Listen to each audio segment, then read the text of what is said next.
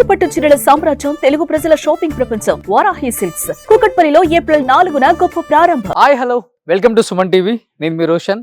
So first of all అందరికి కూడా ఉగాది శుభాకాంక్షలు. At the same time Sri Rama Navami రాబోతుంది కాబట్టి శ్రీరామనవమి శుభాకాంక్షలు తెలుగు ప్రేక్షకులందరికీ కూడా, సుమన్ టీవీని ఆదరించే ప్రేక్షకులకి అండ్ వ్యూయర్స్కి అందరికీ మంచి జరగాలని మనస్ఫూర్తిగా కోరుకుంటూ, ఎస్ ఈరోజు నేను ఒక గొప్ప పొలిటీషియన్ అని చెప్పకూడదు, ఒక మంచి లీడర్ అని చెప్పాలి. ఎప్పుడు ప్రజల్లో ఉంటూ అండ్ ప్రజల క్షేమం కోసం ఆలోచించే ఒక లీడర్ అని చెప్పొచ్చు.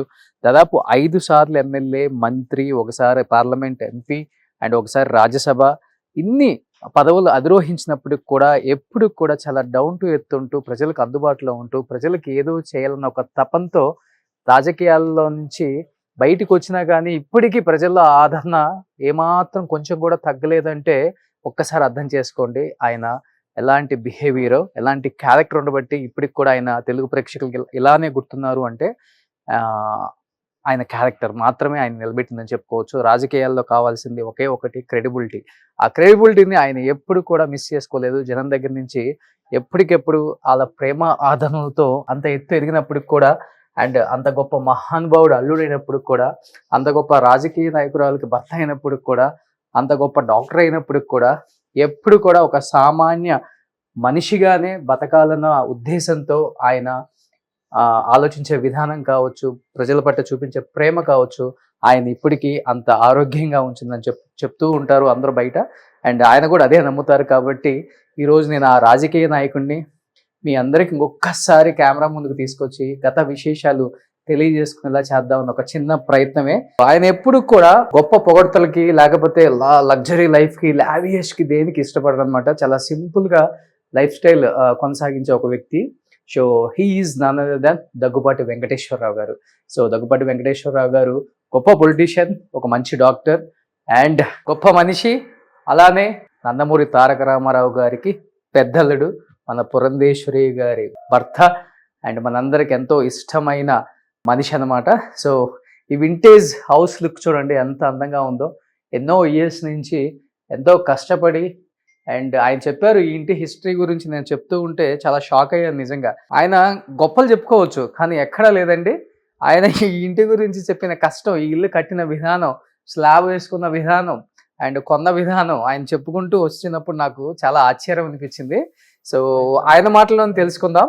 సో ఇక్కడ కనిపిస్తున్నారు ఆ గొప్ప మనిషి దగ్గుబాటి వెంకటేశ్వరరావు గారు. గొప్ప ఏం కాదులేండి సార్, నమస్తే. నమస్కారం.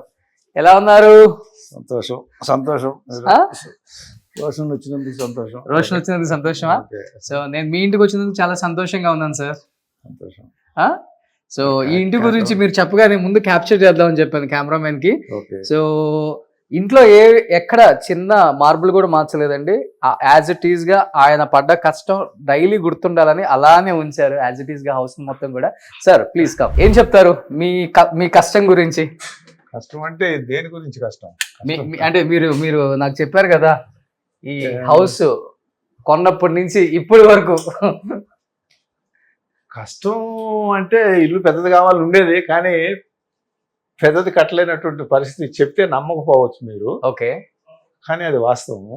నందమూరి తారక రామారావు గారు ఒక ముఖ్యమంత్రి గారి అల్లుడు, మళ్ళీ ఏదైనా చేస్తారు, ఎంత పెద్ద ఇంట్లో అయినా ఉంటారన్న బయట అనుకునే నాయకులు కావచ్చు, లేకపోతే ఓటర్స్ కావచ్చు, ఎవరికైనా ఉండొచ్చు మేబీ. రామారావు గారి అల్లుడు అనేటటువంటిది నాకు అదృష్టంగా భావిస్తాను. కానీ దాని వలన కానివ్వండి, దాని ద్వారా కానివ్వండి, నేను సంపాదన లేకపోతే రామారావు గారు ఏదో ఇచ్చారు అనేటటువంటి అవకాశం ఇక్కడ ఏమీ లేదు. ఓకే, అందుకనే 38 సంవత్సరాలు కూడా నుంచి కూడా 380 గజాల ఇంట్లో సంతోషంగా సంతోషం. ఎందుకంటే సంతోషం కుటుంబం యొక్క పరిస్థితి, కుటుంబం వచ్చేటటువంటి గౌరవము, అర్థం చేసుకునే విధానం, కుటుంబం ఇచ్చేటటువంటి ఆ లవ్ అండ్ ఎఫెక్షను, వాళ్ళు కూడా అంత ఇదిగా సమాజంలో గౌరవించబడటం అనే దానికి గౌరవం. సూపర్. అది అదృష్టం, అది ఆనందం. సూపర్. సో నందమూరి వంశంలో ఉన్న ప్రతి కొడుకింటికి వెళ్ళినా, ప్రతి కూతురింటికి వెళ్ళినా, అల్లుళ్ళ ఇళ్లలో కూడా వీళ్ళ ఫోటో అయితే తప్పనిసరిగా ఉంటుందండి. ఎన్టీఆర్ గారు అండ్ బసవతారకమ్మ గారు. సో పురంధేశ్వరి గారు సేమ్ వాళ్ళ అమ్మగారు లాగా కొంచెం కనిపిస్తారు నాకు. నాన్నగారి వాక్ వచ్చింది కాబట్టి రాజకీయాల్లో దున్నుకొచ్చారని చెప్పి అందరూ చెప్తుంటారు. ఇద్దరు కలయికే పురంధేశ్వరి గారు చెప్పాలంటే. తప్పకుండా తప్పకుండా వాళ్ళిద్దరూ ఒకళ్ళు ఆవిడ కుటుంబ నేపథ్యంలో ఆవిడ ఆదర్శం, పబ్లిక్ లైఫ్ లో ఈయన ఆదర్శం. ఓకే, రెండు కలబోత పురంధరేశ్వరి. సూపర్. సార్ ఏంటి సార్ ఇదంతా మీకు ఇష్టమా ఈ కలెక్షన్, లేకపోతే పురంధేశ్వరి గారికి ఇష్టమా? చాలా బాగున్నాయి. ఇవి కూడా ఎన్నో ఇయర్స్ టాంజూర్ అనేటటువంటిది ఆవిడకి ఉన్నటువంటి, ఆవిడకి నాకంత ప్రవేశం లేదు కానీ పురంధేశ్వరి గారికి టాంజూరు కళ అంటే మాత్రం ఇష్టం. ఆవిడే చేయించుకుంటుంది. వెంకటేశ్వర గారి అమ్మగారు ఉన్నారు, ఇంతవరకు ఎవరు చూడలేదు. ఒకసారి ప్లీజ్. సార్ అమ్మగారి పేరేంటి? రమాదేవి. నాన్నగారి ఫోటో కూడా ఉన్నది, ఊళ్ళో ఉంది కానీ ఇక్కడ పెట్టలేకపోయాము. చూడు చాలా తక్కువ. చూసారా అమ్మగారు మీ సక్సెస్ అంతా రాజకీయాలలో? అమ్మగారు 80 ఎప్పుడు చనిపోయి, ఆవిడకి 85 సంవత్సరాలు. చనిపోయినప్పటికీ నేను మంత్రి చేశాను, ఎమ్మెల్యే చేశాను.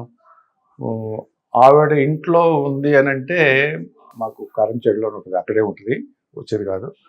వచ్చిన వాళ్ళందరికీ భోజనాలు ఏర్పాటు చేయటం కానీ, ఆవిడే వంట చేసి ఆవిడే కత్తిపేట కొయ్యటం కానివ్వండి, బాండీ పెట్టడం కానివ్వండి ఆవిడే చేస్తుంది. అమ్మగారు ఆవిడ అంత ఓపిక అంతే చేస్తుంది. రాత్రి 12 గంటలకు ఎవరైనా వచ్చినా కూడా అప్పటికప్పుడు కూర తయారు చేసి మళ్ళీ అప్పటికప్పుడు వంట మొదలు పెట్టేసేసి అప్పటికప్పుడు వంట చేసేస్తుంది. ఆవిడకి భోజనం పెట్టబట్టే మాత్రం మామూలు ఇష్టం కాదు, అంత ఇష్టం అనమాట. ఆవిడ చనిపోతే భోజనాలు ఏర్పాటు చేసాము. 28,000 మంది వచ్చి తిన్నారు. ఆవిడకి తృప్తి కలిగించేటటువంటి కార్యక్రమం అని చెప్పి నేను కూడా అంత పెద్ద ఎత్తున చేసుకోగలిగాను.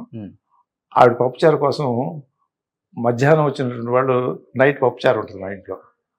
ఆవిడ పప్పుచారు కాసిందనంటే ఆ పప్పుచారు తినాలని చెప్పి ఆ మధ్యాహ్నం వచ్చిన వాళ్ళు కూడా సాయంత్రం దాకా ఉండి భోజనం చేసి వెళ్తారు అనమాట. సూపర్. అంత బాగా చేస్తారు అమ్మ పప్పుచారు అయితే. ఏ కూరలే చేస్తుంది ఇప్పటికీ. నేను ఆ కూరలే ఇష్టపడతా ఉంటాను. మా ఇంట్లో కూడా అలాంటి వాతావరణం, ఆ పప్పు, తోటకూర, ఆ కందిపప్పు పచ్చడి. నాన్ వెజ్ పెద్దగా తింటారా మీరు? నాన్ వెజ్ తింటాం కానీ అంత వారానికి ఒకసారి, అందుకంటే ఉండదు. ఓకే, ఇప్పుడు చెప్పారు కదా మనవాళ్ళతో మనవరాలతో స్పెండ్ చేస్తున్నారని time. So Daggubati full family picture అన్నమాట ఇది. సార్ బాబు హితేష్, తర్వాత అమ్మాయి నివేదిత.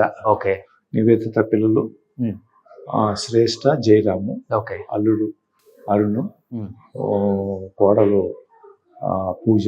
ఓకే, పిల్లలు భైరవ్ అండ్ రుద్ర, రామ్స్. హితేష్ గారి పిల్లలు. ఒక బాబు ఒక పాప. వాళ్ళిద్దరు పాప పిల్లలు శ్రేష్ఠ అండ్ జయరామ్. ఓకే, అట్లవైపు బాబుకి 2 మగపిల్లలు. ఓకే, పాపకి ఒక అబ్బాయి ఒక అమ్మాయి. ఓకే, వాళ్ళు వైజాగ్ లో ఉంటారు.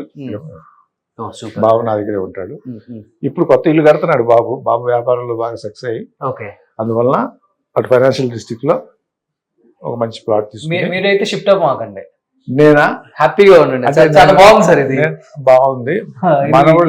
అప్పుడు వచ్చిందేనా మీరు చేసిందేనా? అప్పుడు 2 లక్షలు కొన్నాం మేము. అప్పుడు 2 లక్షలకి ఇది ఇల్లు అంటే అండర్ కంప్లీట్ అవ్వలేదు అప్పటికి.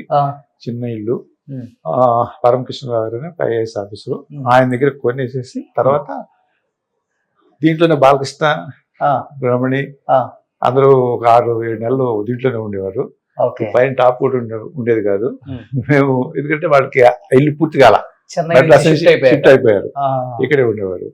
అందరూ 2 ఫ్యామిలీస్ ఇక్కడే ఉండేవాళ్ళు. స్టేర్ కేస్ కూడా మధ్యలో పెట్టారు. ఆ స్టేర్ కేసు ఆర్కిటెక్ట్ ఇచ్చాడు. ఆ రోజుల్లో కొంచెం మంచి లెక్క, చాలా మంది చూసిపోతా ఉండేవారు. ఇప్పుడు ఇట్స్ ఓకే. ఇప్పుడు అన్ని ఇళ్లలోనూ ఉంటుంది ఇప్పుడు అది. అవునవునవునవును. సో మీరు ఆఫీస్ అంతా కింద పెట్టుకున్నారా? మాది ఆఫీస్ కింద. ఓకే, కిందకి వెళ్తారా? సరే, వెంకటేశ్వర గారు ఆఫీస్ రూమ్ కూడా చూద్దాం. ఇంకొకటి మీ అక్కడ కారం చేడు ఇల్లు కూడా చాలా బాగుంటుంది సార్. కారం చేడు ఎన్ని ఇయర్స్ ఓల్డ్?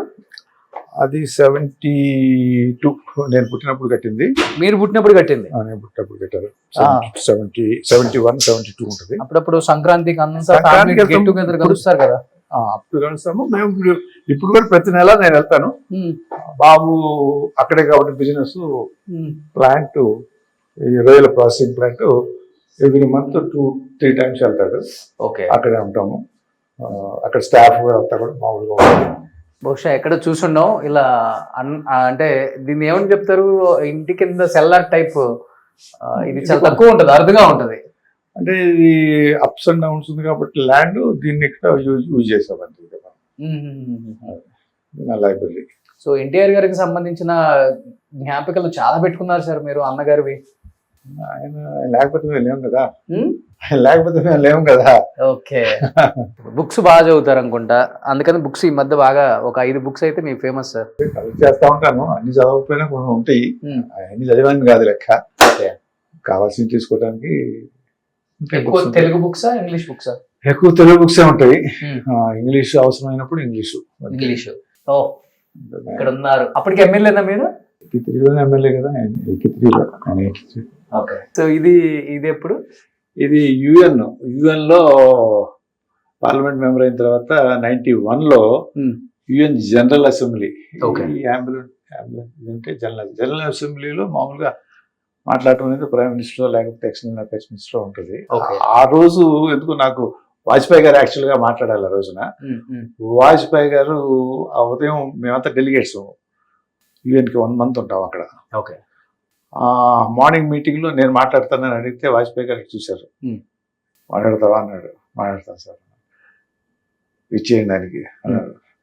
అది తర్వాత దీనికంటే ముందు నెల్సన్ మండేలా మాట్లాడాడు ఇక్కడ అపార్థైడ్ మీద. ఓకే. 91లో. అప్పటికి ఇంకా ప్రెసిడెంట్ కాల, జైలు నుంచి రిలీజ్ అయ్యాడు. Is going around. Okay. And then he was invited. The subject is apartheid. So 100 countries, 180 అట్లా ఉంటాయి, 60 అట్లా ఉంటాయి కదా, అందరూ వాజ్ దేర్. అక్కడ మనకు అవకాశం అప్పుడు తెలియదు నాకు ఎంత గొప్ప. తర్వాత చూసుకుంటే అప్పుడు నేను ఇక్కడ మాట్లాడాను అని. అది వాజ్పేయి గారు ఇచ్చినటువంటి అవకాశం. అది ఇది మావయ్య సీఎం అయ్యారా?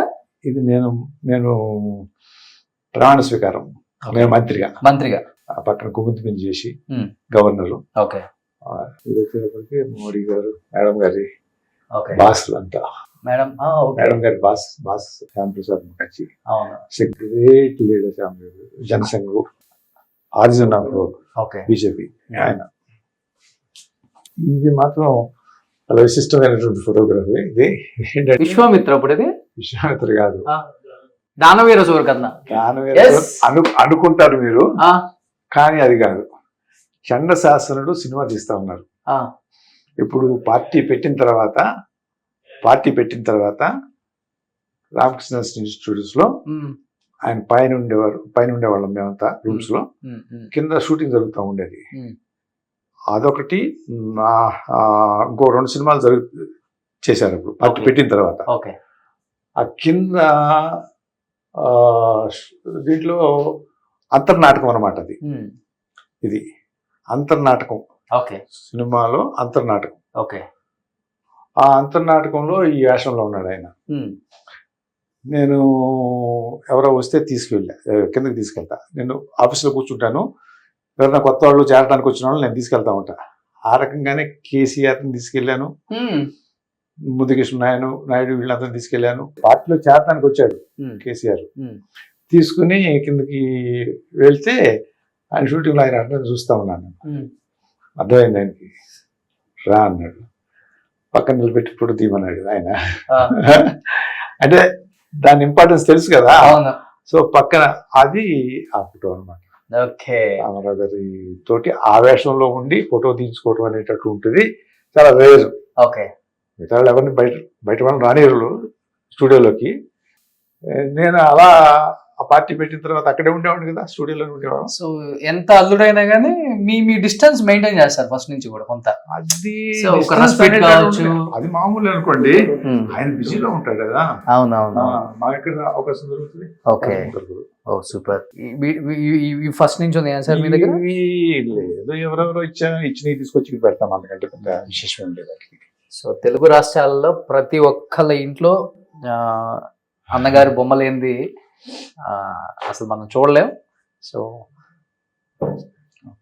గొప్ప నటుడు, గొప్ప నాయకుడు, గొప్ప మనిషి. సో నాకైతే కొంచెం ఇంచుమించుగా కారంచేడులో మీ ఇంట్లో తిరిగినట్టే ఉంది సార్ ఈ కిందకు వస్తే ఇప్పుడు. ఇల్లు పెద్ద ఇల్లు అది, వెనక మళ్ళా అంత 1 ఎకర్లో ఉంటుంది అది. దాని విషయం వేరు. ఫ్యాన్స్ మీట్ వెంకటేశ్వర గారికి ఇప్పటికీ ఫ్యాన్ ఫాలోయింగ్ ఏ మాత్రం తగ్గలేదు. बोले सुबह मुझे फोन करे अमेरिका से. मुबारक ఈద్ ముబారక్. వీళ్ళ ఫాదర్ నా దగ్గర పిఎస్ చేశారు, కన్నం సాహెబ్ అని. ఓకే. వాళ్ళు అమెరికాలో ఉంటారు, ఆ పిల్లలిద్దరు. వాళ్ళిద్దరు మిలియనీర్స్ అయ్యారు అక్కడ, బిజినెస్ పెట్టి కంపెనీ పెట్టి. వాళ్ళు ఒక రోజు వచ్చి నాకు బయట కార్ ఉంది, కార్ తీసుకొచ్చి కార్ పెట్టిపోయారు. మేము మీ వల్ల ఇంత వాళ్ళు అయ్యాం సార్ అని చెప్పి కార్ గిఫ్ట్ గా ఇచ్చారు. కార్ తీసుకొచ్చి కార్ ఇక్కడ పెట్టేసి వెళ్ళిపోయారు. ఇప్పుడు ఇవాళ వాళ్ళ ఇంటి నుంచి బిర్యానీ వస్తుంది నాకు ఓకే రంజాన్కి.